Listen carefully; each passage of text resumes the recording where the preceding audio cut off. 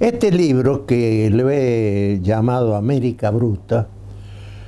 tiene un sentido, digamos, que va más allá del libro en cuanto a que propone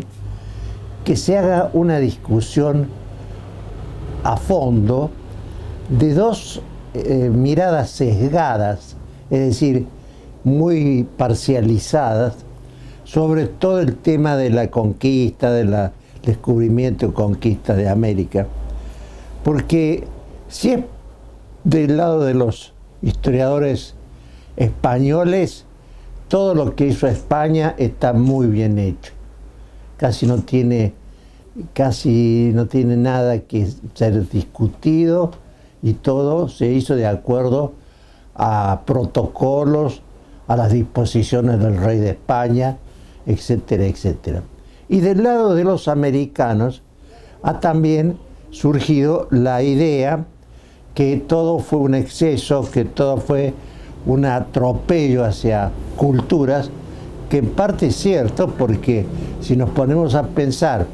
que todos los códices mayas solamente subsistieron 3 y que el resto fueron quemados, entonces hay una base absolutamente cierta que los excesos hechos por los españoles en América provocaron no solamente la destrucción de los indígenas como etnias, sino provocaron la destrucción casi total de culturas milenarias, de las cuales apenas si se conocen detalles escasos, porque casi no dejaron nada. Fue como un arrasar todas esas, y eso lo vemos, por ejemplo, cuando en México, en el Instituto de Antropología de México, hay una exhibición de infinidad de culturas, de una belleza, que producen una serie bellísima de artículos, de vestidos, de todo. Es decir, hay un olvido de toda una tradición americana que se tiró a la basura y de la cual apenas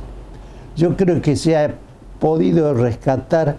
quizá algo del lenguaje de los mayas, quizá algunas costumbres de los pueblos del Centroamérica, en el caso de los mismos incas. Es decir, fue un arrasar absoluto y desvergonzado. Entonces lo que yo propongo en este libro,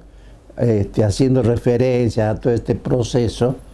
hablar, que se hagan discusiones, en cuanto, por ejemplo, qué papel jugaron las repúblicas, porque se discute y se ataca también a España en cuanto a que ellos dejaron todo destruido, pero no decimos casi nada la forma, digamos, de atropellar por parte de las repúblicas a las mismas culturas indígenas. Y eso lo vemos nosotros diariamente, lo vemos en el caso de los mapuches en Chile. Ellos habían firmado muchísimos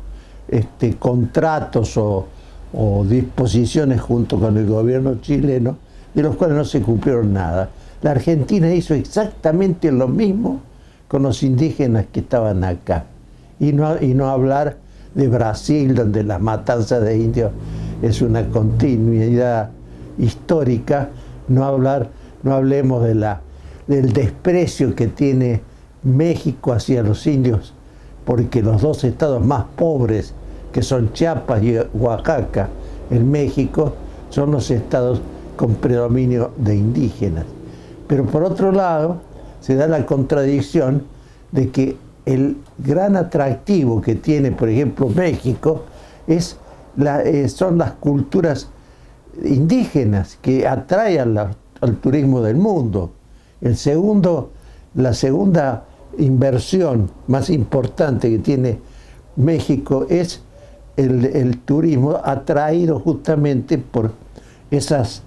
tradicionales culturas de las cuales tanto se ha despreciado. Entonces, la idea es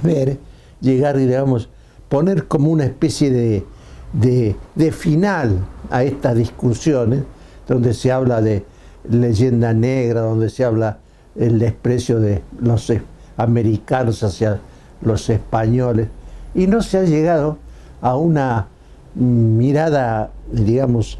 imparcial, o teniendo en cuenta todas